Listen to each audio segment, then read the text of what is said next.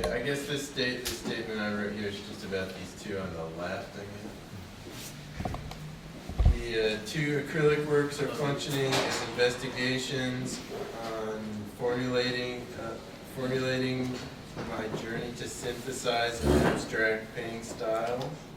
I was analyzing Islamic miniature illustrations to gather possible information on different ways of thinking about painting. I've been admiring Eastern religious art, both Buddhist and Islamic, for the fabulous colors, imaginative geometry, and design elements, the delicacy, and especially their inventive compositions. I'm interested in these things because I have been researching Buddhist and Islamic philosophy, as well as Christian mysticism. I want to use this inspiration to help me to connect the art which corresponds to these philosophies to try and create compelling art. Thomas Neskowski it seems like a solid jumping off point, and I'm going to be trying to channel some of his work in the paintings, and then I'm also working on I'm working on a piece right now that's going to try to be sort of in that vein. And then it says the Dragon Slayer is functioning as sort of an academic study, and That's the one on the left. yeah, and I think that a core of sort of the attitude behind this is that I feel like because we're living in the postmodern age, we have a real honor as people to be the masters of our own intellectual pursuits, and also to view religion archaeologically. And I want my art to be syncretic because I feel like the spirit of our time is also syncretic. Okay.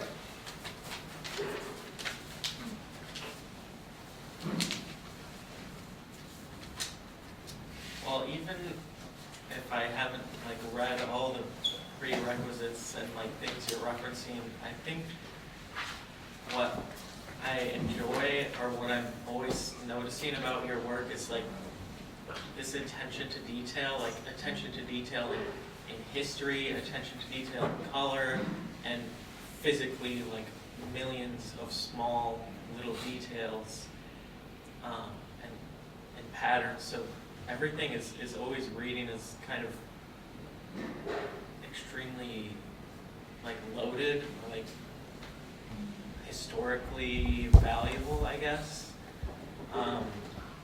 That being said, I kind of appreciate how you're breaking down those elements in the second from the right and just exploring your formal kind of tendencies to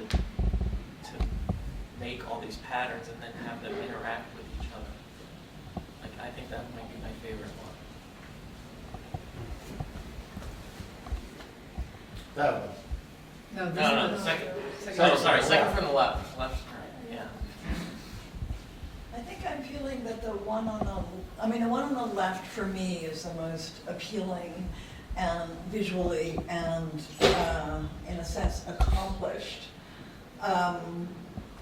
in this sort of embracing of a kind of Persian miniaturist sort of busyness where there's something going on in every little part of the canvas, and the other, I'm not sure what to do with the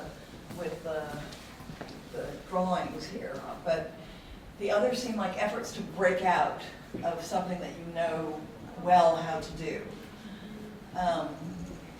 Is that a fair?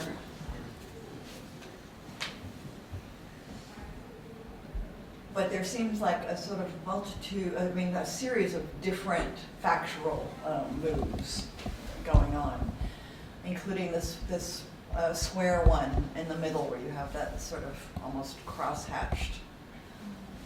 So it feels like you're trying out different styles of facture, but not yet with a clear sense of what you want them to do. except maybe shake up what you know how to do well. But I am wondering about the parking lot, and they look like Baltimore views. What are they? Yeah, I think there's mostly just technical exercises and practice, but also sort of like it was also sort of functioning as sort of a meditation. And I think that I'm going to keep, I'm trying to spend just more time on it and sort of trying to like everything go, like thought, like all the, like just sort of silence the mind. I don't know if that's I don't know if that would speak to their purpose or there any sort of metaphorical meaning. I'm kind of interested in how you've let the paint. Well, not just let it. You've got on the sort of edges. You've got the sort of blue and white painted. I'm curious about. It's another sort of exercise in the sort of factual. Yeah, that was definitely an that was definitely an exercise. I'm just kind of trying to acquaint myself possibly with some sort of new way to render a landscape. And I was trying to think of Pizarro, but obviously, yeah, I definitely if I wanted to I'd have to do it a lot better. And so, yeah, it's definitely, it's like a stepping stone. I would like to do more, try and look through, see that, and in the same spirit as those ink things where it's like it's a meditation.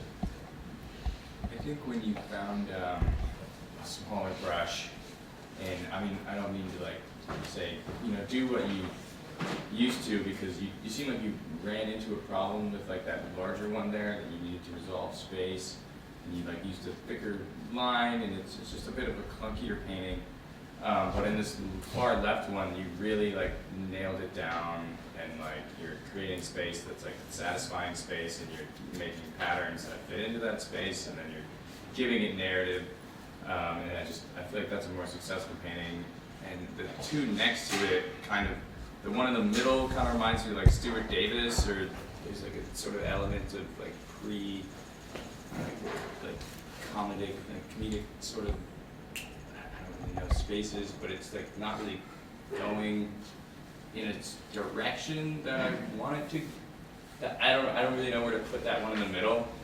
You mean that? Yeah, the one with like the yellow and orange forms in the center. The second from the left? Yeah, the second from the left.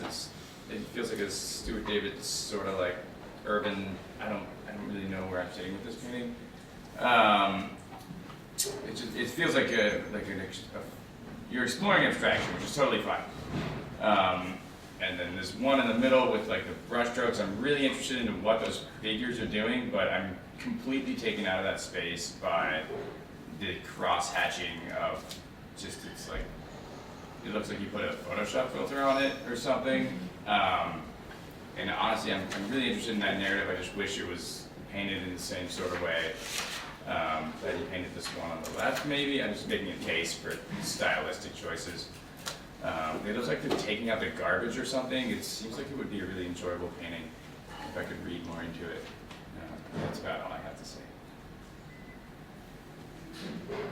Something that I've always really loved about this older painting, the larger one here on the right, is the ways in which the color zones kind of become abstract shapes on the painting. I feel like that was sort of the first time I saw you do that, and now looking at that painting on the far left, the newer painting, I feel like you took that idea and just ran with it and really refined it. Like we were talking about this one, I think Fox and I agreed with her at the time, was like, I don't like the way that the red just kind of operates as an outline. There's sort of like very like basic rules, and this one of sort of like light and dark and kind of where the light color goes and where the dark color goes. And I feel like you've really added much more nuance to your sort of like color logic in that far left one, where maybe it doesn't make sense spatially that the light pink brick is like further behind the red brick on the left, but it's making a very interesting shape with both kind of form and color.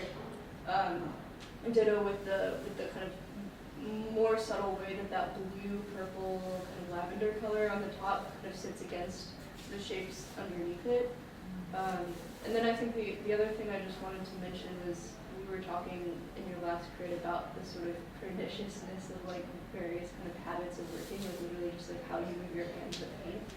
And I do feel like I'm starting to see you jump outside of that, especially in that second one, where you're still like really, I think, successfully working with the arrangement of shapes on the surface, but you're also just like getting away from yourself a little bit more.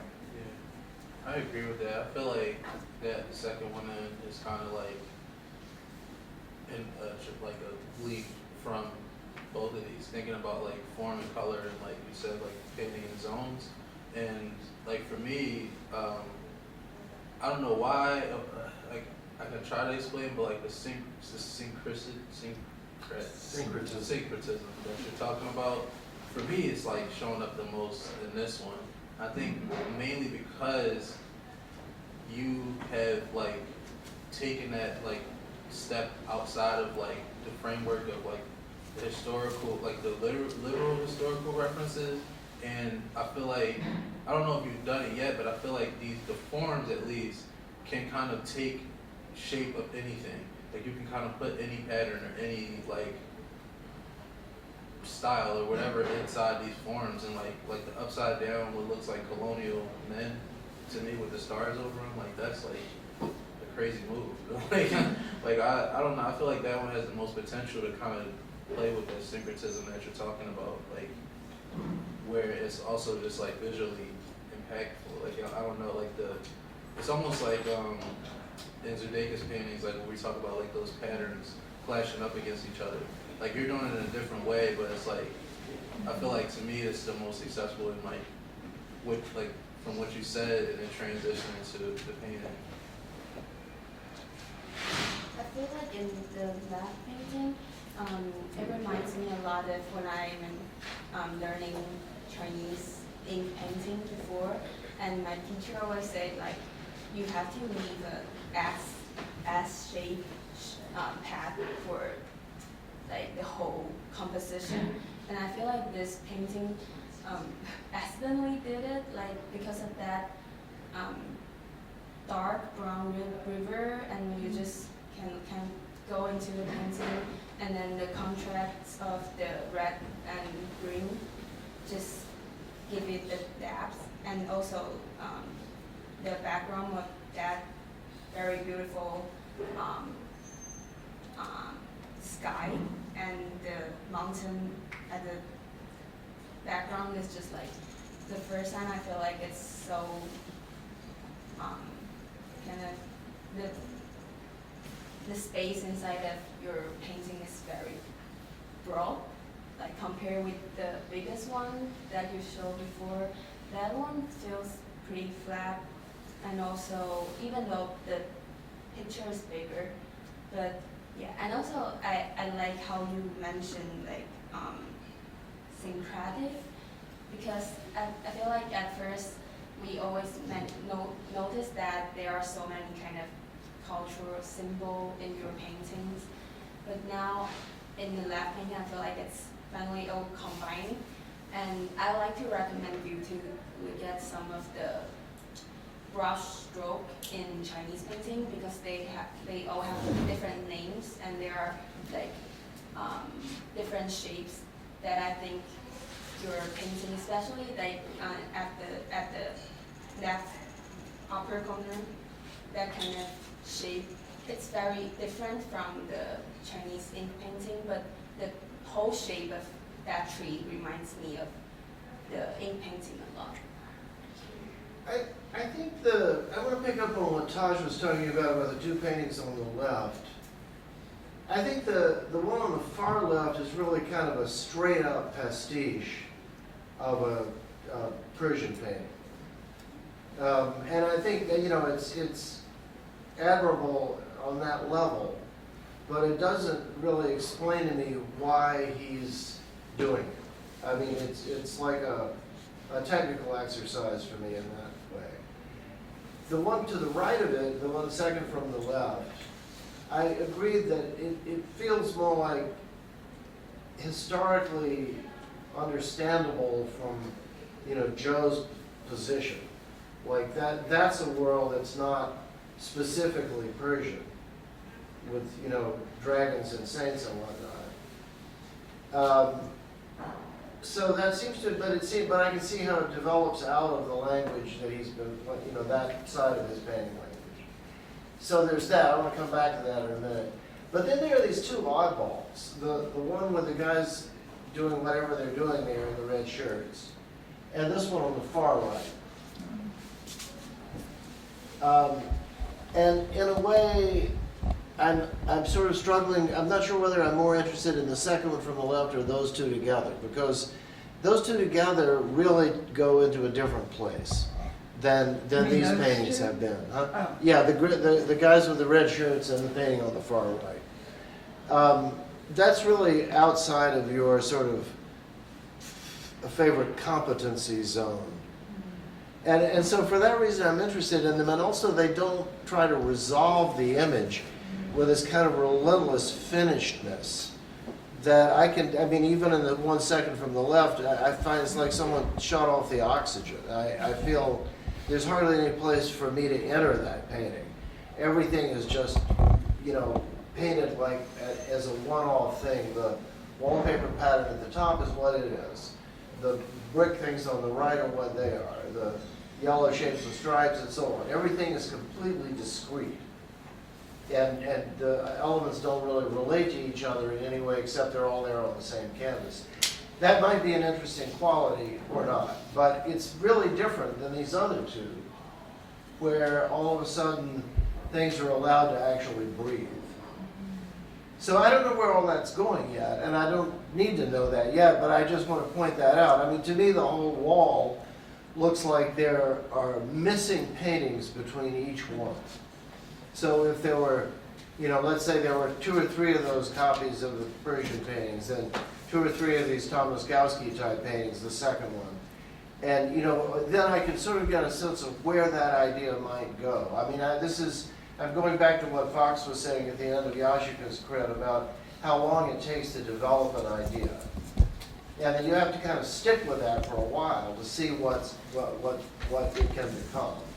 And so while I think it's great, Joe, that you're doing these experiments, and I totally support that, I do think that it might be more, on a practical level, more fruitful for you to stay with one of these experiments a bit longer before you jump to another one and try that. So because it's hard for me when I look at any one of these things in isolation to quite get what you're going for. I want to pick up on that. I'm glad.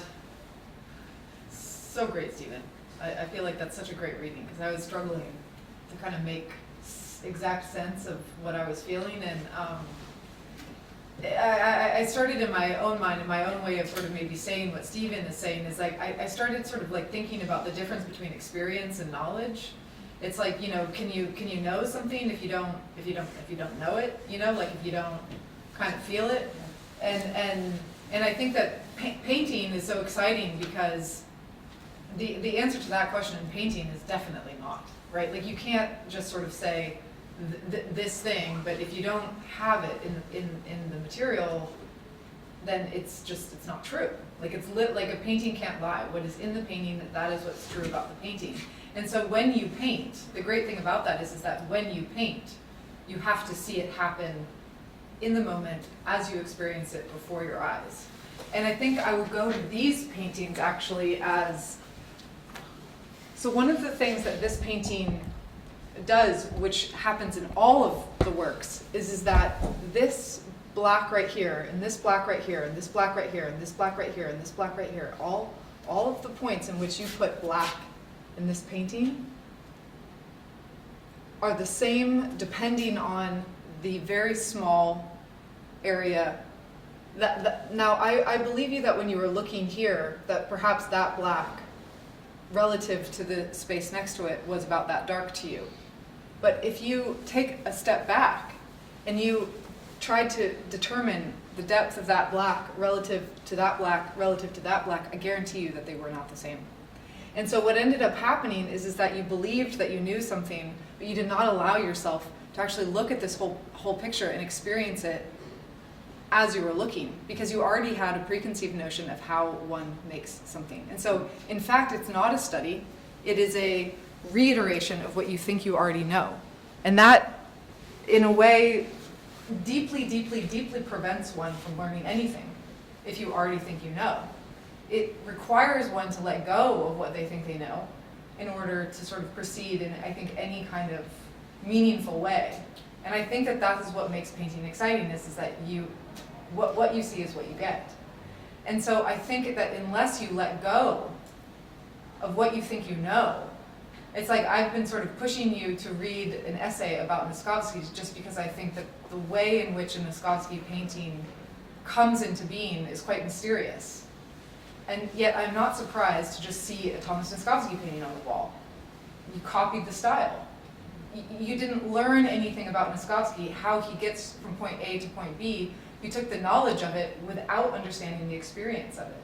And so it is going to take a step back. And I think that what Stephen is saying about these two paintings, I think in a way, maybe the potential is in those because they do not they do not pretend to know already what they are. I mean, you mentioned that you were sort of thinking of Pissarro. Well, I would never have thought that. I mean, never in a million years. It missed Pissarro by, so much. Not only in the way that it's painted, but in the ethos of Pissarro. I mean, when I look at a Pissarro, it's a deeply diplomatic kind of synthesis of seeing like every single, I mean, there's no other painter in which every single corner and nook and cranny of the painting is delicately considered. And that's what makes a Pissarro painting really meaningful to me. But this is just a kind of dead technical exercise. I mean, and you've used black and white. So not only that, in what one might technically learn from Pissarro, this painting is mostly made up of out-of-the-tube, non-mixed, redundant, flat colors. And so you are going to, at some point, have to give up on what you think you know about something and enter into a meaningful dialogue and experience and exchange, which is just with the materials. And for that reason, perhaps the painting way on the right, maybe therein lies a tiny crack in that door of like, how are you going to get to the place where you understand the experience? You can kind of put that in the hierarchy as more important than the knowledge. That painting, go ahead, Carol. I don't know, I was just wanting to shift things a little bit and to think about the continuity that I actually see between actually all of them, with maybe the exception of the little one on the right, which is obviously patterning. And I'm particularly sort of just seeing a visual link in one particular kind of pattern that you either put in there or find in the world. And that is this sort of like brickwork that makes up the wall and the sort of castle-like building in the green zone of that painting. Then the sort of brickwork that you find in an urban landscape. And then that sort of, well, it is sort of a little bit like brickwork in the facture of the one you're thinking of as a Pissarro. And it also shows up differently in this one with the striped blobs. And then it shows up in a kind of weird Escher-like way, which I was finding kind of amusing in the one on the left. I don't know where I'm going with this, but it does seem you have a fascination with patterning. Yes. It's just a question of where to take it. And well, going back to the one in the middle, the third one from the left, I agree with that it has nothing to do with Pissarro, but I don't think that matters. Because it goes off into this weird sort of folk painting-like place. And it doesn't try to predetermine what it's going to be in the same way. I mean, I feel you leave something open in that painting, so it's kind of fascinating, almost like some little parable or something. But again, that one too has this kind of openness. And so on a practical level, like what would what we're talking about look like in the paintings as you proceed? I think that the one of the biggest habits that you've got is of painting closed forms. You don't ever paint across them. I mean, you do it in the Pissarro one, but for the most part, the way you've operated up to now is that you fill in the shapes with a certain color or a certain pattern, and then you move on and fill in the next shape with a certain color. I think even just the psychological, I mean, the procedures in painting are so closely tied to a kind of psychology of creating forms that by changing a procedure, you can change the way you understand the form you're working with. And I think for you, the thing is that just give yourself permission to paint through forms, across the boundaries, and mix things up together. That's one of the main differences, like Fox was talking about, between the way the Noskowski paintings are made and what you did. They're generated by colors, you know, like interpenetrating with each other. And gradually the form sort of arise out of it. It's not like he goes in and draws a line and fills it in. So, I mean, there's nothing wrong with drawing a line and filling it in, except if you're absolutely limited by that approach, then it's a problem. So if you could make a painting like that one, the second from the left, without doing that in a completely different, you know, open weave kind of way, that would be a place that I've never seen you go, and I think it's a place that you learn a lot from. I just saw this show of Picasso's work in the summer of 1921 at Fontainebleau that had the three musicians and some other fab paintings in there. But what was really interesting to me in the way that he developed those images, all the sketches and stuff were shown, they were in pencil, they were in charcoal, they were in red and black chalk. They were in oil paint from like that big to that big. They were pencil and canvas. They were etchings. There were 3 or 4 different kinds of prints that he was making all around this thing. And I was thinking, well, what is he getting from this? He's getting a different understanding of the possibilities of these forms as he switches from medium to medium, what that medium allows you to do. And I think that way of thinking could really, you know, help free you from this prison of like, filled in shapes. Because that's only one of, you know, of 100 different ways of creating a form. I mean, you have such a rich imagination for forms, but you absolutely will not let them talk to each other, except on a very formal basis. You know, like, hello, my name is the shape next to you. Goodbye.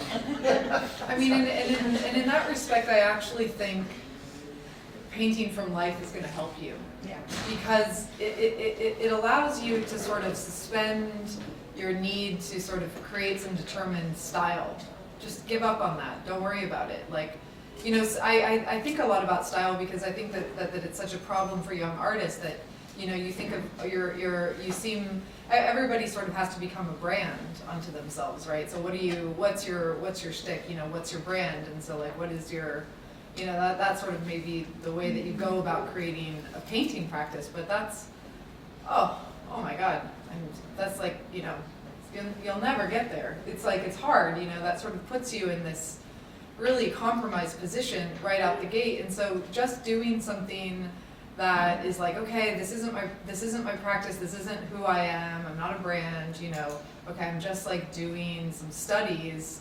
What that allows you to do is it frees you up to then enjoy fluidity, color, line, space, values, you know, density, different. I love this sort of description that Stephen gave of just like, oh, you know, I'm not trying to finish it, but I need to, I mean, I think experimentation itself is a skill that is greatly, deeply undervalued. It is difficult to learn how to experiment. How do you experiment? You know, Maren just asked me, what materials do I bring? Well, I don't know. Isn't that a fun question? What materials do you bring? That's the question in and of itself, right there. What materials do you bring? How do you experiment? How do you come up with a situation in which the thing is not predetermined, but that you allow yourself to learn from it, even just in the way a scientist does. A scientist can't know the results ahead of time. You have to do the experiment, and the experiment itself tells you what the But a information difference is. between scientific and artistic experiment is with the scientific experiment, you go in with a hypothesis that you want to prove or Yeah. disprove. And this is, by contrast, an open-ended. Yeah, You don't know where you want to, what you want to get to. exactly. Yeah. I think you have a kind of provisional hypothesis, right? You go and you think, I hope this is going to work. I have this image in my mind, I'll try it out. And then the material experience of trying to make the painting becomes like a critique of that hypothesis, and then you adjust it, and there's another one, and so on. One last thing about Picasso that's relevant to this, Joe, is he keeps doing the same forms over and over again in these different mediums. It's not like he's changing, you know, it's not, that's the continuous part. And then there's this clear decisions, there's simple decisions. How will I experiment? To, you know, address Fox's question. He says, I'll experiment by changing mediums. Simple as that. And so that's what he does. But, you know, so it's not like rocket science. It's more like a matter of figuring out a clear, simple approach to get to from point A to point M, you know? I agree with Fox about the value of, in that regard, of trying to represent something in the world where you're, rather than imposing yourself on it, you're finding something in what you're seeing that you want to, try to. Yeah. So this is a case in which representation actually allows for a kind of discovery that maybe sort of imposing a style Right. doesn't.